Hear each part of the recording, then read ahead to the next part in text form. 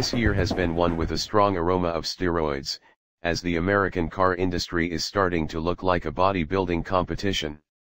While Chevrolet and Dodge had done their part with the Camaro Z/28 and the Challenger Hellcat, it was now Ford's time to step onto the stage. The Blue Oval chose the Los Angeles Auto Show for the move, and boy did they deliver. We are talking about the Ford Shelby GT350 Mustang here, which somehow picks up where the boss track animal left off. We'll have to wait until we get our hands on it to see exactly how the Shelby GT350 keeps a balance between the street and the track character. The GT350 looks even more impressive in the flesh, on the law floor, than it does in the pictures. That's because Ford chose to give the hottest naturally aspirated Stang of the moment a dedicated visual identity instead of simply adding a spoiler here and a flared fender there. Ford does state that the entire front section of the car, up to the windshield, is new, but it's not until you see the car that you realize the true meaning of that claim. Ford's first flat plane crankshaft on a production car. Of course, the upgrade very focused on the 2015 Mustang's technical side, with the track assault training being led by the flat plane crankshaft as opposed to the cross plane in other Stangs.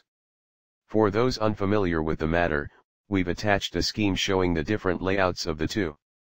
A V8 flat plane crankshaft sees the connecting rods of the pistons sitting at 180 degrees from each other, while a cross plane crank reduces that angle to 90 degrees. The first sees the pistons' reciprocation taking place as if these were two alternate four-cylinder engine, while the latter sees each piston's movement alternating with that of the rest. The cross-plane crankshaft engines are easier to balance, running smoothly without the need of expensive work, which is why this is the most oftenly used type.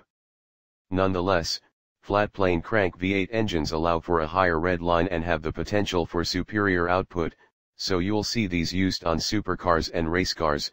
Ford has used the solution before, but never on a production car.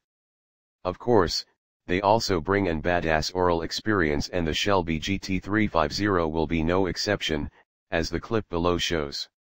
Outside the engine compartment, the Ford Shelby GT350 Mustang packs hardware such as MagneRide adaptive dampers, a first for both Ford and the segment. And since the Blue Oval expects the GT350 to spend plenty of time flying from one vibrator to another, the torsional rigidity of the chassis has been increased. Factor in the IRS, independent rear suspension, and the fact that the engineers tested the Shelby so hard they almost crashed it on the Nürburgring, and we have the recipe for what should be one of the wildest ponies yet.